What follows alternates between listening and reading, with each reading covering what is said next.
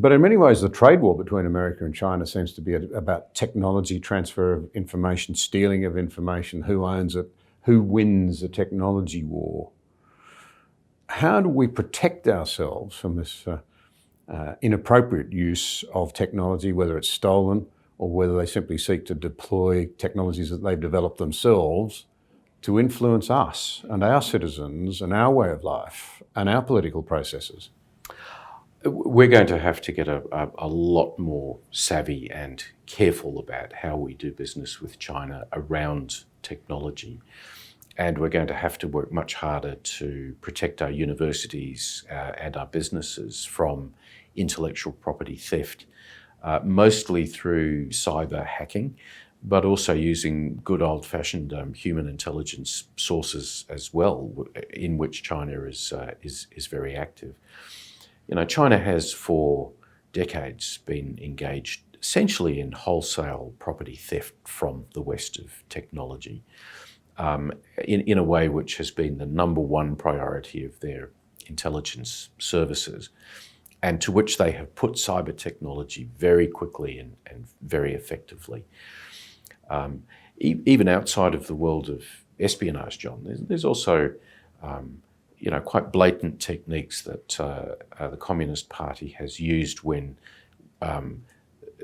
companies from developed democracies seek to do business in China. It will often come at the price of saying you have to team with a Chinese partner and you have to provide your intellectual property to the partner for that technology to be advanced in China. And you know, the experience of that has been it's been very hard for a lot of Western companies to actually make money in China, or indeed to find that their IP is actually being used by Chinese entities. There is wholesale Chinese spying on Australian universities and businesses, which I think we've been amazingly casual about. Just on that, to interrupt you for a moment, if I may, I sometimes think that perhaps our academic institutions and the people who make them up are not as strongly supportive of our own culture and its values as they might be, and sometimes are decidedly soft on some of the alternatives which we're now realising are not as attractive as we might have once thought. I think that has been true in a lot of the social science faculties, where there's a tendency to want to equate a moral equivalence or a lack of moral equivalence between the developed democracies and China, which I find disturbing. But probably more serious even than that, John, has simply been that our universities have seen the People's Republic as being nothing but a business opportunity. Yeah. The claim has been, well, we've had to go to China to find fee-paying students to pay for the research that we need to do, because the federal government won't provide us with all of the research funding that we want. And the result of that is almost without exception, every Australian university is now financially dependent on that flow of large numbers of fee-paying Chinese students into their university systems. Quite a few universities, for example, Monash University, have established campuses in China. And the sort of pressure to see this as a money-making opportunity, I think, has blinded our university administrators to some of the risks that come from intellectual property protection when you have a Chinese state that's so interested in basically stealing all of the IP that it can get. So there's a real challenge there. How do we break this economic dependence which our universities have built on China? And how do we, frankly, help the universities to understand that they have some serious IP protection that they need to engage in? My institute, ASPI, did a piece of original research about the numbers of Chinese academics on faculty in major Western universities, because it's emerged that this is another thing that universities should be concerned about as well.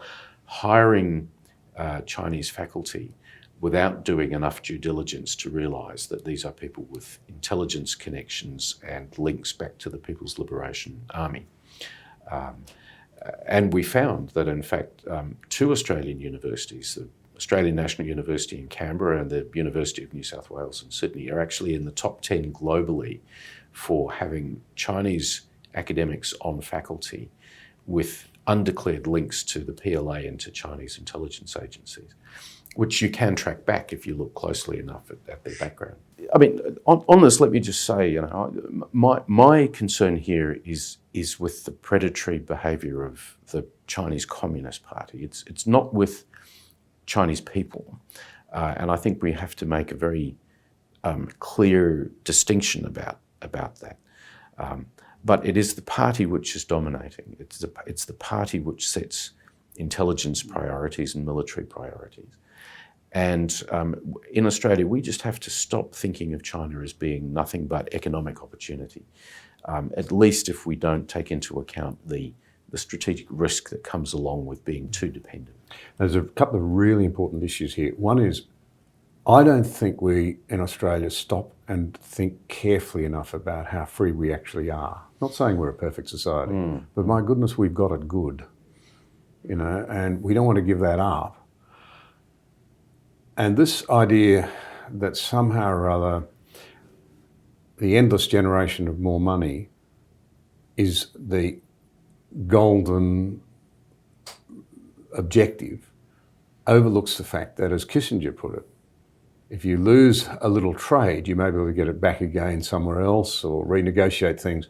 Lose your freedom and you'll never get it back. Yes. We need to understand and be a bit more hard-nosed, I think, about the world we live in. Yeah, that would include academia, in my view, or much of academia. I think it's going to take something of a shock to the system for that moment to arise in the thinking of Australian governments and Australian people. And by that I mean, you know, one or two Australian universities may have to go to the wall, may have to declare themselves bankrupt because all of a sudden Chinese student numbers dry up. And that could happen not necessarily by a decision of the party. It could happen because Chinese families' tastes for where they want to educate their children change. In fact, is changing. But yes, I agree. I think there's a level of complacency in Australia that we should be worried about now. This sense of disconnection from supporting our government and our democratic system that you mentioned that has been identified in that Lowy poll, I think is really worrying. You know, I think it routinely tells us that there's about a third, if not more, of people under 30 don't regard democracy as being important any longer. And, you know, one sort of feels that you can only come to that view if you live in a democracy and you're not actually being personally challenged by the reality of what authoritarianism looks like. But all across the West, I think in the US with the arrival of Trump and the sort of drain the swamp view of the American system, with the UK and Brexit, with so much of Europe sort of seeing support move away from the mainstream political parties, and in Australia where we have this revolving door of prime ministers and ministers and people sort of disengaged from politics, that's pretty unhelpful. And, you know, if you want to think of analogies, I mean, look at where we are right now. We have authoritarianism rising throughout the world. We have the democracies looking introverted and not wanting to engage. When's the last time you saw that? It was the 1930s, the late 1930s. So I think this is a really risky mix for us.